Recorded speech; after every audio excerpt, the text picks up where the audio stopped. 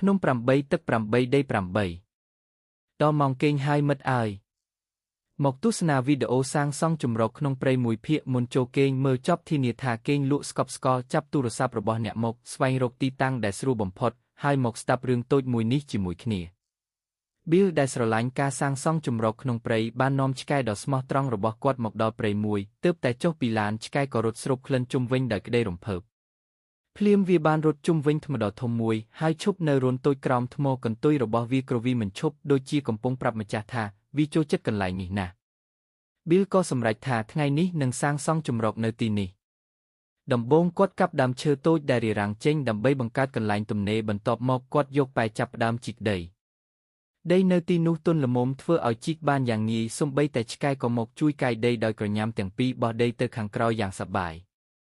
Bill និយាយលេងថាបើវាមិនជួយទេយប់នេះប្រហែលជាគ្មានអ្វីញ៉ាំទេ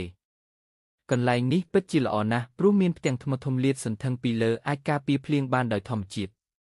គាត់បានយកថ្មដែលជីកឃើញមកទុកមួយឡែកសម្រាប់ប្រើប្រាស់ពេលក្រោយមិនយូរប៉ុន្មានរណ្ដៅក៏មានទំហំគ្រប់គ្រាន់សម្រាប់ធ្វើជំរក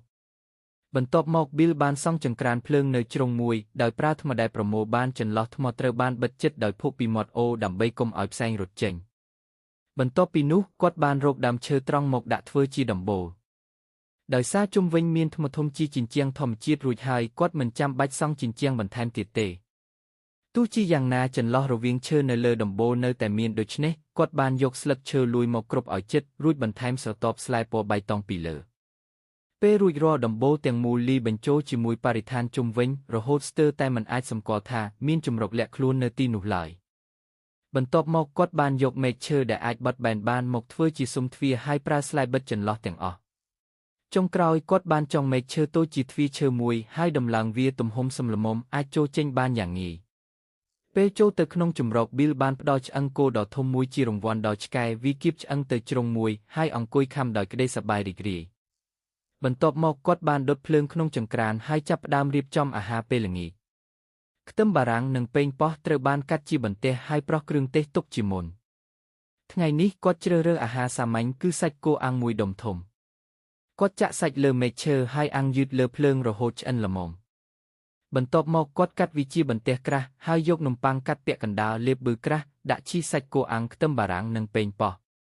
ពេលប្រមូលចូលគ្នាវាคล้ายជាសាំងវិចដ៏ឆ្ងាញ់មួយនំប៉័ងទន់សាច់គោមានជាតិទឹកហើយឈីសឡាយហូរចេញធ្វើឲ្យគ្រាន់តែមើលក៏ឃ្លានដែរ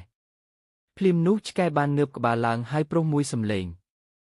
វាបាននិយាយកញ្ជ្រោងមួយដើរកាត់ចិត្តជំរកសត្វនោះបានឈប់ស្រូបក្លិនសាច់អាំងក្នុងខ្យល់ហើយដើរជុំវិញមួយសន្ទុះប៉ុន្តែដោយសារជំរកត្រូវបានលាក់បាំងយ៉ាងល្អវាមិនអាចរកឃើញអ្វីបានឡើយហើយក៏ដើរចេញទៅបាត់ក្រោយពីញ៉ាំអាហាររួច Bill និងឆ្កែក៏រៀបចំចូលគេងភ្លើងក្នុងចង្ក្រានរសាត់ថយបន្តិចម្ដងខណៈដំបូលដែលគ្របដោយស្លែនិងស្លឹកឈើការពារ